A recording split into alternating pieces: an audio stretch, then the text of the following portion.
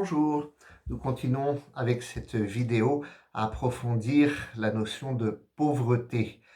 Après avoir parcouru le message de 2020 pour la journée mondiale de la pauvreté du pape François, alors que la pauvreté fait partie des réalités du monde dans lequel nous vivons, posons-nous une question avec cette vidéo. Que pouvons-nous dire de la pauvreté à la lumière de la Bible, de la parole de Dieu ?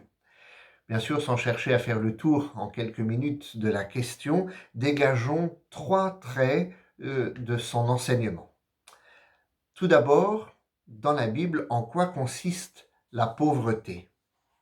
Deux mots ou idées me semblent revenir régulièrement dans la Bible lorsqu'il est question de pauvreté. Il est question bien souvent de nourriture et de vêtements, spécialement dans l'Ancien Testament. Le pauvre, en effet, est celui qui souffre de carences dans ses besoins de base, lesquels sont souvent résumés par ces deux termes, nourriture et vêtements. Lorsque Dieu dit qu'il prend soin du faible, il affirme qu'il fait droit à l'orphelin, à la veuve, qu'il aime l'immigrant et lui donne nourriture et vêtements. Vous trouverez ça dans le livre du Deutéronome, chapitre 10, verset 18. Lorsque le prophète Isaïe, lui, appelle le peuple d'Israël à l'action en faveur des pauvres, il l'exhorte à partager son pain avec celui qui a faim et à couvrir d'un vêtement celui qui est nu. Prophète Isaïe, chapitre 58, verset 7. Ces exemples donnés aussi par Jean-Baptiste dans le Nouveau Testament à ceux qui lui demandent ce qu'ils doivent faire pour produire du fruit digne de la repentance sont les suivants. Vous trouvez ça dans l'Évangile selon saint Luc, chapitre 3, verset 11. Que celui qui a deux tuniques partage avec celui qui n'en a pas, et que celui qui a de quoi manger fasse de même. Et on pourrait compléter facilement cette liste d'autres textes. Nourriture et vêtements. Donc ce duo, bien sûr, ne nous donne pas une description exhaustive des besoins de base de l'être humain, et pourtant, il faut comprendre, semble-t-il, cette expression comme un résumé qui synthétise l'ensemble des besoins de l'être humain. Les besoins du vêtement, par exemple, se prolongent par le besoin de logement, ce qui apparaît à la lecture de l'ensemble du chapitre 58 du prophète Isaïe. La Bible nous parle donc de la pauvreté en des termes très concrets et insiste sur la dimension corporelle et matérielle. Sachons nous en souvenir pour motiver notre engagement en faveur des pauvres et des actes tout aussi concrets. Deuxième point, les injustices subies par les pauvres. Oui, les pauvres dans la Bible sont ceux qui sont vulnérables à l'injustice. Alors sans que cela soit systématique, les situations d'injustice sont fréquemment, dans la Bible, associées aux situations de pauvreté. Le pauvre est celui qui est faible au point de ne pas pouvoir faire valoir ses droits. Et le riche est parfois celui qui est puissant, lui, au point de pouvoir acheter le juge.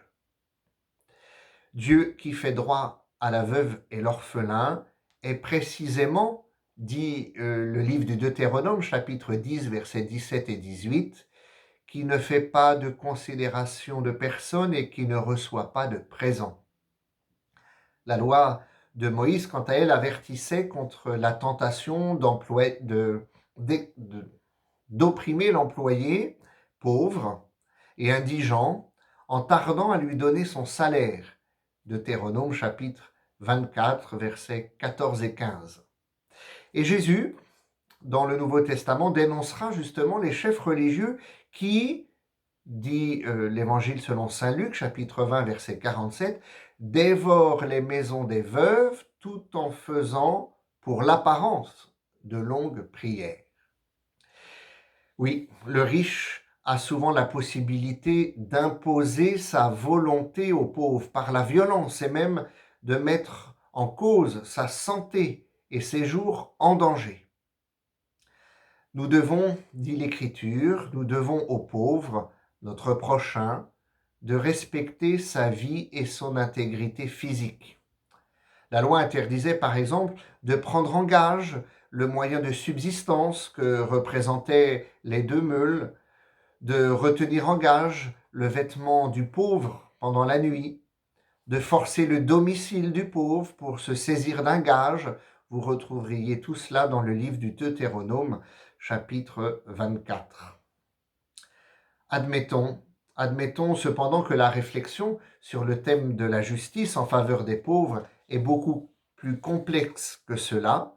Oui, il est plus facile de dire ce qu'est un juge corrompu, un riche violent, un commerçant qui trompe ses clients pauvres ou un roi qui fait travailler ses sujets sans les payer, que de dire ce qu'est une loi, un système commercial, un système social, une politique internationale injuste. Pour cela, je vous renvoie à la lecture de la dernière encyclique du pape François, Fratelli Tutti, sur la fraternité, où de nombreux numéros font justement appel à cette réflexion autour de la pauvreté, de l'injustice. Troisième et dernier point, la pauvreté est une réalité à combattre d'abord. On peut dire de la pauvreté même ce que Jésus aura pu dire du divorce. Au commencement, il n'en était pas ainsi. La pauvreté, d'abord, est une réalité mauvaise et comme telle, elle est à combattre. Alors bien sûr, certains chrétiens s'appuient sur la parole du Christ, selon laquelle nous avons toujours les pauvres avec nous et qu'il y en aura toujours. Peut-être simplement pour faire comme s'il était plus ou moins inutile d'agir face à la pauvreté. Mauvaise lecture de la parole du Christ, bien sûr. Alors Jésus nous enseigne à prier aussi, bien sûr, pour combattre cette pauvreté. Et il nous dit, par exemple, dans la prière du Notre Père, « Pardonne-nous nos offenses ». Si, en effet, nous ne nous débarrassons jamais complètement du péché pendant cette vie, est-ce à dire que nous n'avons pas à le combattre? C'est la même chose pour la pauvreté. De même, la persistance de la pauvreté dans ce monde autour de nous ne doit pas nous inciter à la résignation et c'est sans doute le défi dans notre vie de tous les jours.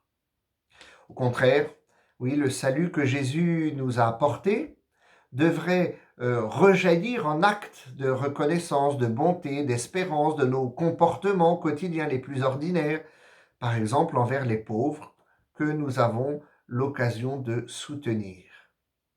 L'action en faveur du pauvre est donc d'abord un devoir d'humanité.